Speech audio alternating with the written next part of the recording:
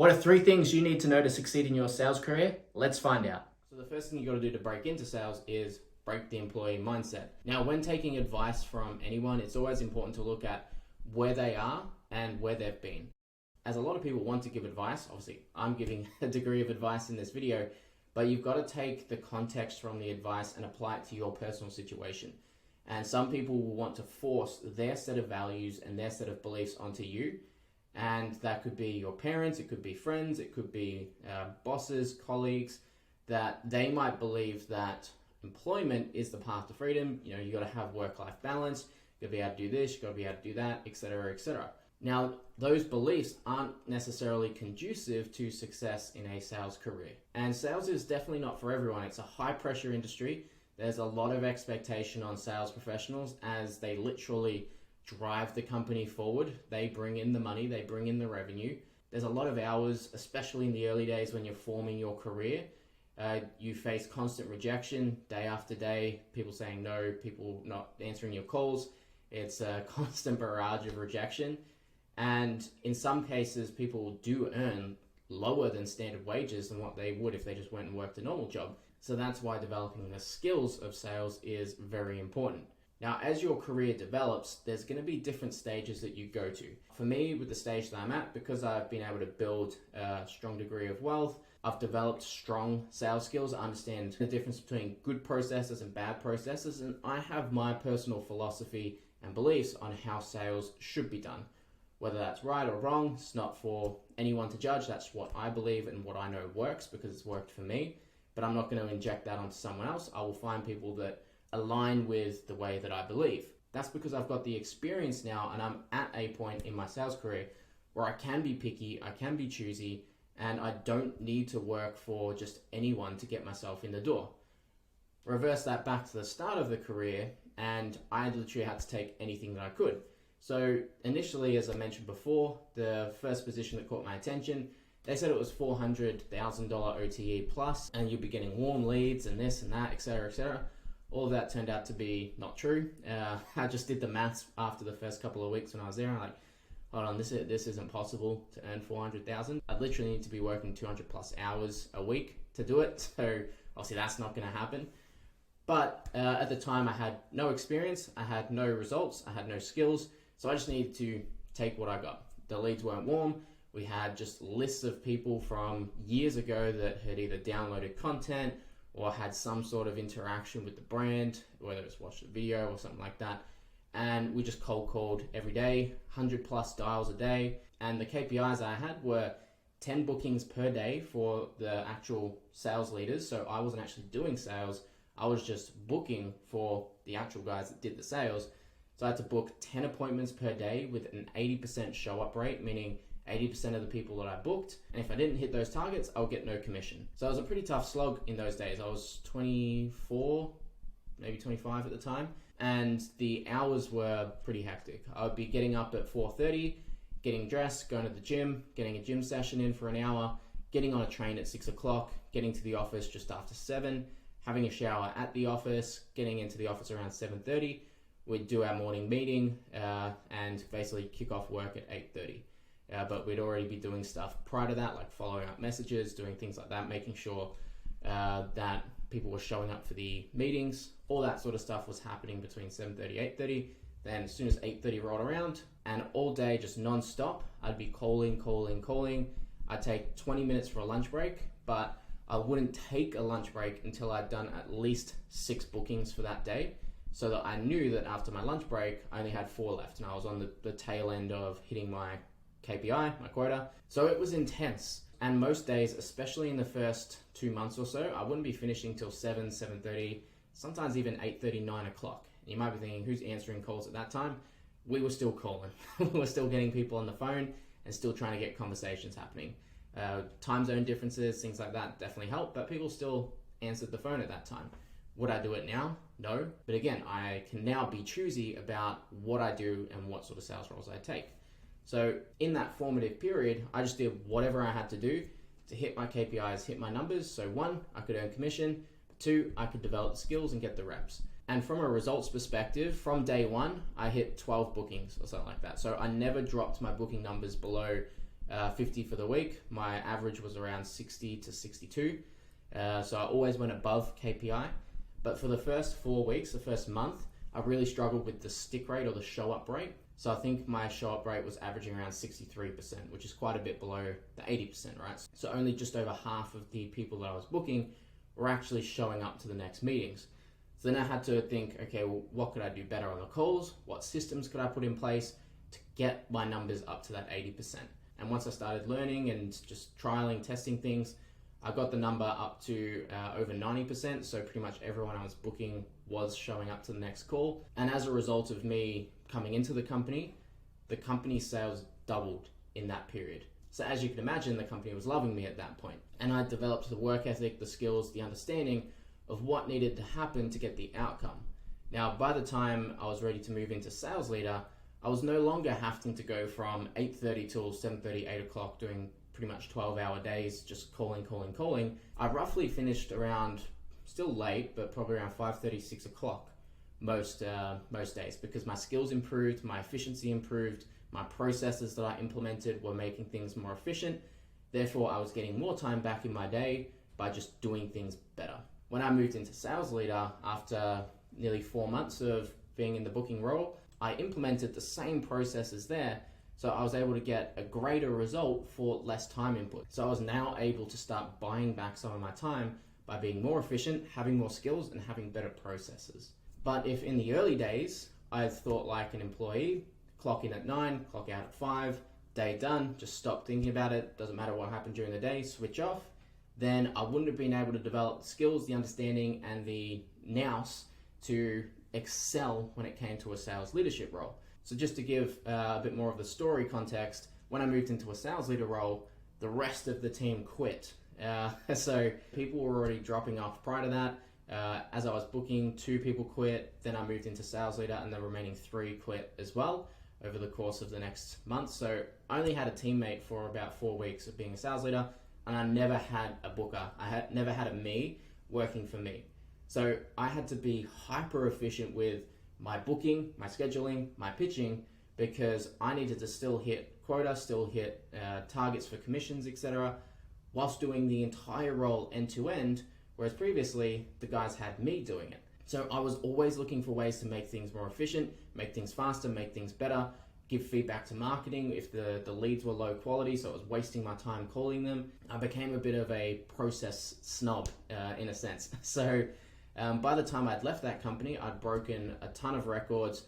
I'd hit the most sales numbers in a week. I hit the most sales numbers in a month for the company. I basically carried the company for 3 months when I was the only salesperson in the company, keeping the doors open, keeping revenue coming in, until they started to bring new employees in after 3 months of me doing that solo. So all of that stress, all of that pressure, all of those long hours developed me into the professional that I am today. Now going forward, obviously whether I'm running my own businesses or consulting to clients or still taking on some sales calls and doing that for other companies, I'm very picky with who I choose because I know what an inefficient system is like because I started in one. I made the system better whilst I was there and left it in a great position where the sales system was completely revamped from what I entered. And if I see inefficient businesses, then it frustrates the hell out of me. And if they're not willing to change, I'm not willing to work with them.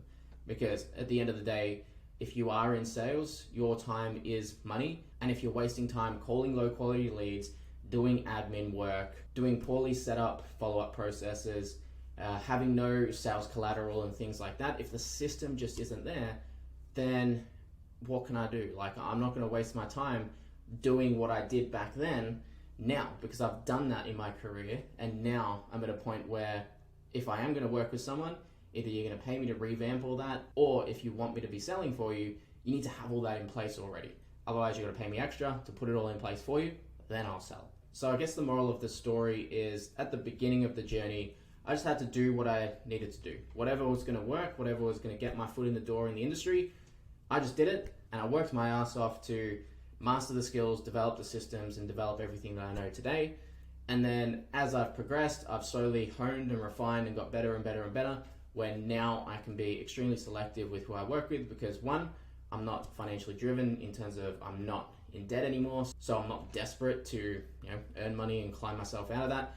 I've developed a strong foundation of wealth, so if it's not going to be worth my time, then I'm not going to do it. But that has been 6-7 years in the making of getting myself to this position whilst implementing the other steps that we're going through in the video series. So it's not just a straight linear move to go from here to here.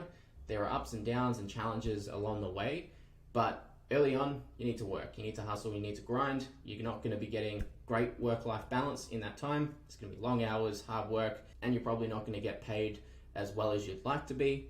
But on the tail end, you get paid out of proportion of what you normally would for the amount of time you put in, because your skills are up, your processes are up, and you're more desirable and in demand in the market, because there's not many people that are able to do what I was able to do with that company, and again and again and again for multiple other companies. So break the employee mindset and just do what you got to do to excel. And then once you get to the other end, be picky, be selective, and obviously be conscious of your time.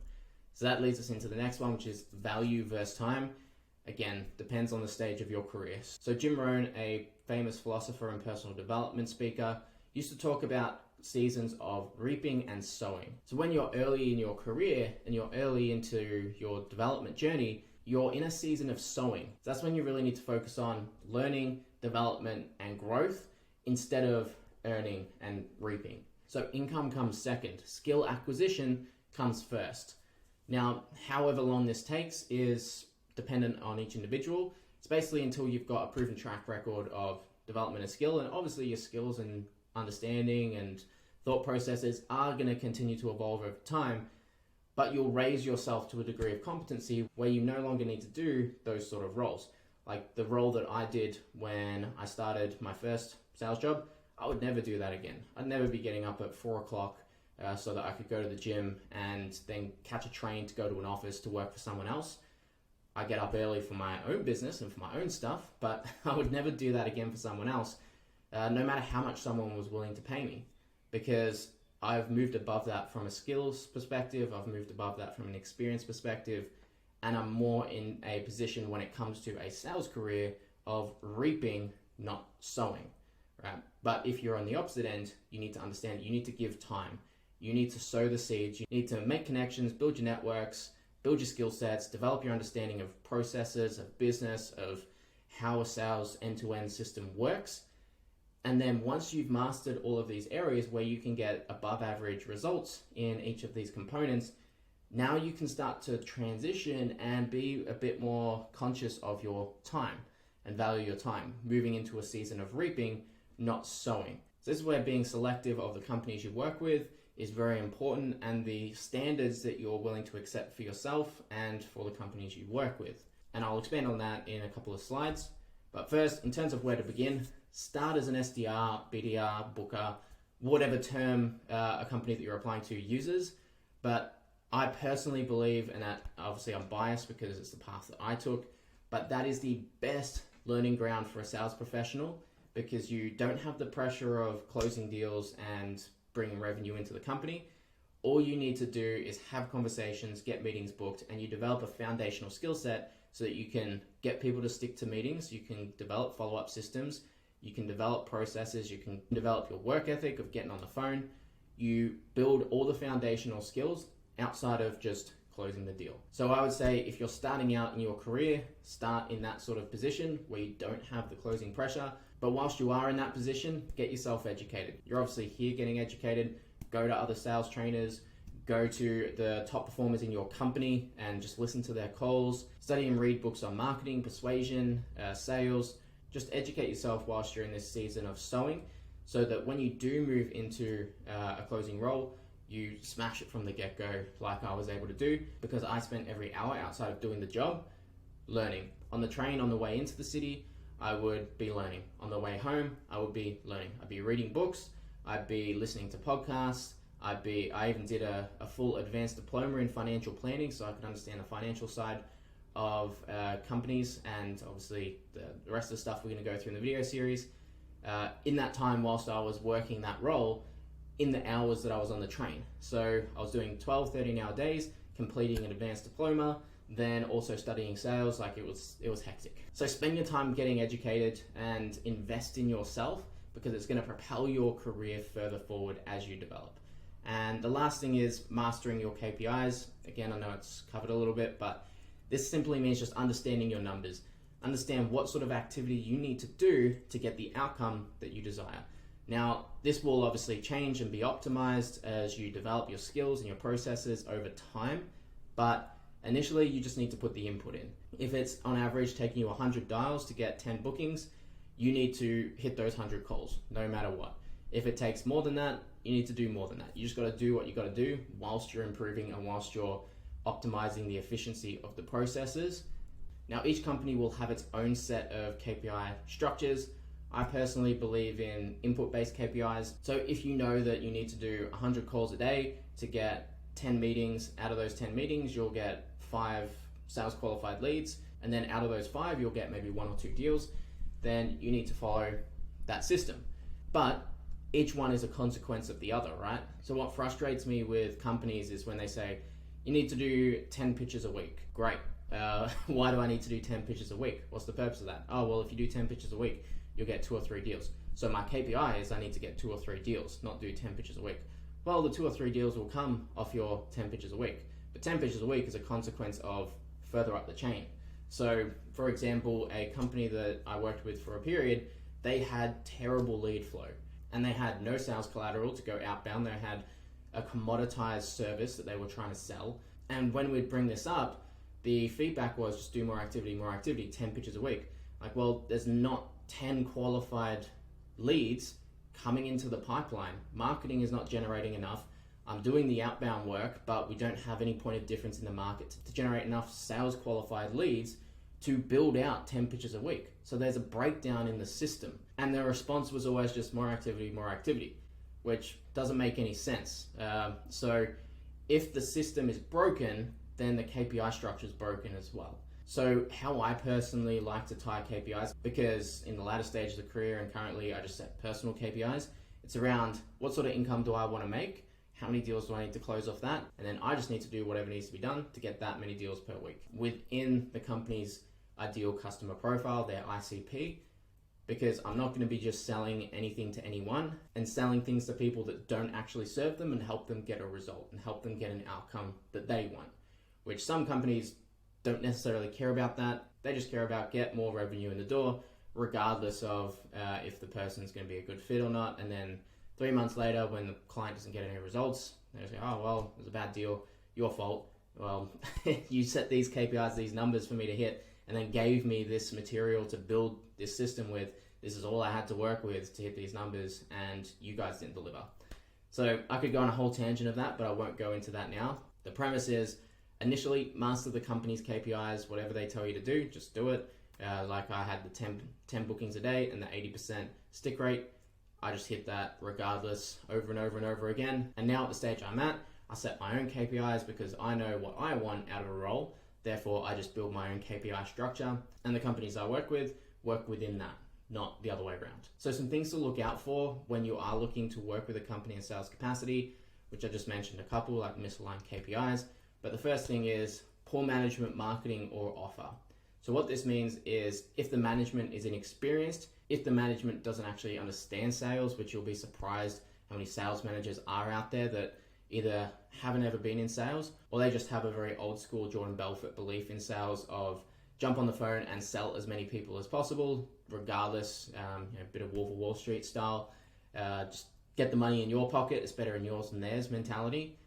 It's not really for me. If that ticks boxes for you and you're not really too fussed on that, do what you want. But for me, I truly believe that, one, karma will come back around, but also if I'm going to build a positive reputation in the marketplace, then the clients that I need to bring into the companies that I'm working with need to get results as well. Because if they don't, my reputation is tied to that company, my reputation is tied to that sale. I become the bad guy because I'm the person that, obviously told them that it would help them when it didn't. And 9 times out of 10, depending on what it is you're selling, you would know in that sales process if they are a good fit or not. And if you still push them through just to take their money, I don't believe that's ethical, but some people do. So keep an eye out for that with poor management. Making things sound too good to be true as well is a common thing that happens in sales, especially with sales managers.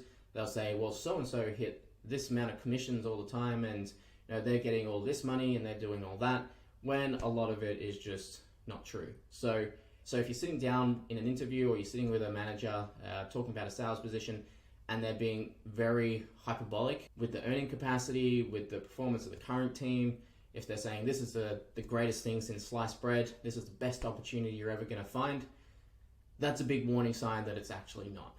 Because if it was the best opportunity they ever find, they would not need to be selling you on the role. They would be asking you why you should be a good fit and testing your skills out from a sales perspective. So keep an eye out for that. There are some processes from a recruitment standpoint where companies will ask, they're called behavioral questions.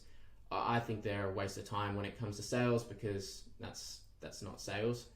Sales is obviously the ability to persuade and find problems and create solutions. And if you're just sitting there asking someone, what was the biggest mistake you've ever made and how did you correct that? What does that have to do with sales? One, but then they'll often use that against you and go, oh, well, you said you made this mistake and yeah, you fixed it, but it seems like a pretty big mistake, so we're not going to hire you. So it's a better recruitment process than obviously the hyperbolic, but just be wary that some of those behavioral questions will come up in interviews, and then just be equipped to answer them in a way that appeals to the company, because at the end of the day, most of them are just trying to tick boxes so that they can either offer the position or not, and most of them don't actually do sales themselves. They're just HR reps or managers that just expect their team to slog out all the work so that they can look good. So be wary when it comes to that sort of stuff. Source your own opportunities, in my opinion. Marketing wise, always check out a company's marketing prior to even applying. If you consider applying, or if you're just applying for a lot of roles and then you get offered an interview, check out the marketing prior to going in. If the marketing is very old school, if they're still just running ebook campaigns as their main lead gen source, if they're ranking low in SEO, if they've got no form of advertising going, if they have no content happening, if their website's put together pretty poorly, all of them are warning signs that it's going to be very hard to excel in that company. Now, that's not a hard and fast rule, but as an essence, if the company has no influence in the marketplace, no audience, and they're just trying to drive low quality lead gen based campaigns, then you're in for a tough slog working there. So always assess the company's marketing, see how well they're doing prior to commencing and prior to signing to work with them at all. And then check the offer as well. As we discussed in the service-based outcome selling video, if the offer is commoditized and it's something that is easily replicatable and easily undercutted, then you're going to have a hard time selling that in the marketplace, because you're always going to be fighting competition and you're always going to have to compete on price. Now, yes, your sales skills and your personal consultative ability in that industry will help influence the decision from the decision maker. But if, for example, company I worked with not too long ago and consulted to, they tripled their prices and then went 6 months without making sales and wondered why. Because they were selling a commoditized service, something that hundreds of other companies were selling, and they priced themselves 3 times higher than what the rest of the market was, with no guarantee, no differentiation between them and what the rest of the market is. So from the perception of the prospect, they're looking at going, well, why do I spend $4,000 a month when I could spend $1,500 a month for the exact same service over here? Like, it doesn't matter if your team is somewhat better, even in the short term. If I'm wrong on this one, I'm going to learn and I'm going to save a lot of money whilst getting the experience. Because over, say, a 3-month period, $4,000 a month, $12,000, or $1,500 a month, $4,500, I could experiment for that for 3 months, see if they're good, and if they are good, I've just saved myself a ton of money. If they're not, I can go look at other options. So the offer needs to be strong for you to compete in market. Yes, you can obviously do it with the commoditized services. It's just going to be a lot harder, and you're not going to get as much bang for buck when it comes to your time. Now, probably more important than all of those ones is misaligned values. This is a big one that I had to learn as I was going through my sales career, as you'll often get sold the dream as a sales professional. People will tell you that their organization is the best, that they're doing this, they're doing that, they're going to the moon. All this sort of stuff is going to be put onto you, and it's going to leave you starry-eyed going, well, this place sounds amazing, I'd love to work here. And then you get in and you realize all of that was false. So you judge values based on actions, not words. So you'd ideally want to speak to some customers, speak to some people that work at the company, get a feel for the company's true values and true beliefs. And if they don't have any values or beliefs, that's a clear red flag for you to potentially avoid. So as I mentioned before, an example, some companies will prioritize revenue over everything. They don't necessarily care if the client gets results. They just want money in the door so they continue to grow and scale. And if the client doesn't get results, bad luck, move on, next. And some people don't mind that. Some sales professionals are happy to sell that sort of stuff and just go out there and sell to anyone, prioritize their own pocket over someone else's, and just essentially just take money from people. Be a money collector, take it from people, and then dish them off to the service team. And if the service team doesn't deliver for them because they're not the right fit, oh well, I got paid my commission, so whatever. I've found myself in a company like that before, and initially I didn't know that it was a company like that. I didn't do what I'm telling you to do now, and that's why I'm obviously sharing it now. I didn't check the values, I didn't check the beliefs, I didn't check what the company stood for. So then when I got in, I was really excited. The first 2 months, everything was going swimmingly, and then warning signs were starting to creep up, but then all the clients that I'd signed up in those first couple of months were coming back to me and complaining, saying this was bad, this wasn't happening, what the hell's going on here, etc., etc. So when I went and questioned this to management and leadership, their response was just, mate, your job's not to ask questions, your job's to get on the phone. Go make more calls, go make more sales. That to me didn't really sit right with me. It chewed at my personal ethics and my personal value set, and I left that company because there was a value misalignment. I'm not saying one's right or wrong. If you want to do it that way, that's fine. Obviously, that's the way you want to operate the company. But me personally, I want to operate with more mission-driven entrepreneurs and people that truly want to serve their clients. Even if it's at the detriment of the speed of growth, if they value and prioritize their client's success and their client's results over their own, inevitably their own success follows suit. So when it comes from a sales perspective, I can recommend and pitch the solution confidently, knowing that those clients are going to be looked after, and I'm not trying to force square pegs into round holes. I'm looking for people who truly fit the ICP, who will truly benefit from this solution, who have the problem that we solve, and showing them how we do it, and using my persuasion skills and obviously influence skills to take them from point A to point B, and knowing that they're going to get great results and knowing that they're going to enjoy the experience and that we have contingencies in place that protects them and protects us. For me, those are the sort of values I look for, is ethics, integrity, and client-centric focus. If a company is not that and they're just churning and burning clients, they're just selling anyone and everyone, just trying to make money, you can make a lot of short-term money doing that, but my belief is long-term it's going to nip you in the butt, and personally I don't want to be around for that sort of ride. No matter how much money I can make from it, it's not my cup of tea, and I don't sleep well at night if that sort of stuff's happening. So know your own value set, know what you believe to be true, what you hold dear to yourself, and make sure the company aligns to that they see the world the way you see it, and they have the same or similar point of view on your personal beliefs. When you're young, obviously your beliefs are still developing, so you're not quite experienced enough to really have a strong true north, but as you develop and as your career develops, you'll start to realize what you like and what you don't like, and you want to avoid more of what you don't like and do more of what you like. So don't be afraid to be choosy as you progress in your career, to find companies that do align to you and that see the world the way you see it. Now we're nearly coming to the end, so the last thing I wanted to touch on was salary versus commission. Which one do you go with? Now, there's pros and cons to both. Commissions, you don't have the security of obviously a regular salary, but you typically have a higher earning potential than if you had a salary because your commission is typically lower. So for example, a standard commission-based role would offer anywhere between 15 to 30% commission. So if the deals are reasonably sized, say $10,000 service or offering, then off $10,000, even off a 15% commission, you're getting $1,500 a sale. If the sales process is strong enough for you to make 5 sales a week, you're making $7,500 a week on commission only. Very good, very healthy income, and obviously more than you'll probably make having a salary.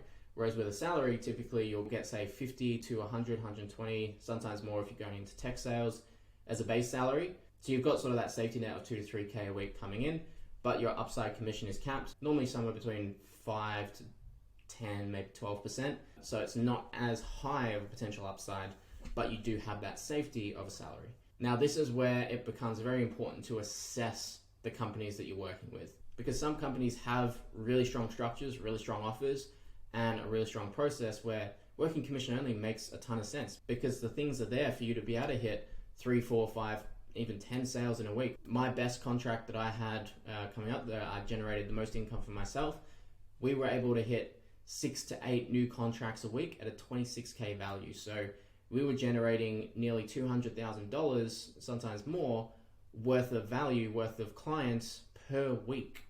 And I was on a 10% commission at that point, and that was commission only. So I was much lower than the standard for a commission only role. But when you think about obviously the upside with the system and with the processes, making 10% of 200 grand or so per week, still pretty good. Whereas if I had a salary, it would likely have been less, and I wouldn't have had as much upside. Now, this was in my first ever commission only role when I'd left the company that I built my reputation and skills with.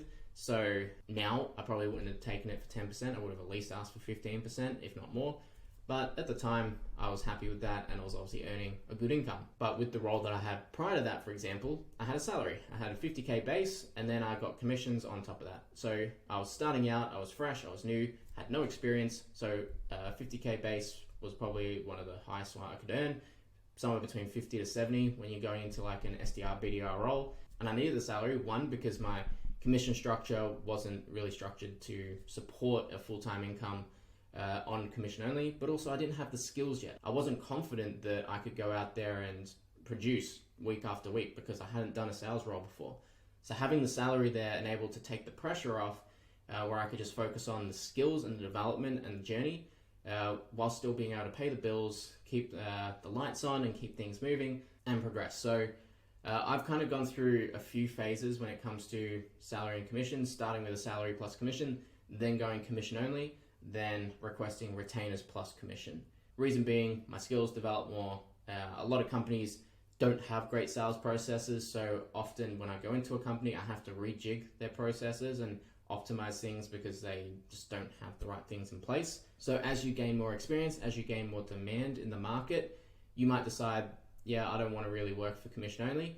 You might decide, I want to take at least a base salary of 50, 100K per year and still have a 15% commission or so, because you know you can do the job, you know you're in high demand, and you can request what you want. On the flip side, early on in your career, you probably want to get a salary as well because you don't know if you're going to perform. So by taking on all the risk yourself, the company takes on no risk minus like time and training and some expenses on obviously the leads you could potentially burn, but you need to look after yourself as well. In the middle though, once you've developed a degree of competency and skill, you may decide that you want to go out on a commission only basis for a while, earn a high commission, earn high income, and build your wealth through that. Basically being an intrapreneur. So you're running your own business inside someone else's business where you're optimizing tax structures, you're building your wealth and all the things that we go through in the following steps, whilst earning anywhere from 10, 15, 20K per week, sometimes more, sometimes less. But even if you can earn 5K a week as a commission only freelance sales rep, that you run it through a company, so you optimize that, you make 250K a year, you pay less tax, you build your savings, you build your wealth, you build your nest eggs, eventually that's all gonna snowball forward. So salary versus commission, it really depends on your personal situation and the situation of the company. If they have poor processes, poor marketing, poor offers, definitely get a salary or a retainer because it's gonna be that much harder for you to actually make sales. But if they have strong brand awareness, strong audience, really strong marketing, and strong systems in place from a sales perspective, you might say, give me commission only, give me a higher percentage, because I know the systems are there, and I'm gonna pump out a ton of sales, and I'm gonna make a ton of money for myself and the company. So just assess things and weigh up which one's gonna be best for you.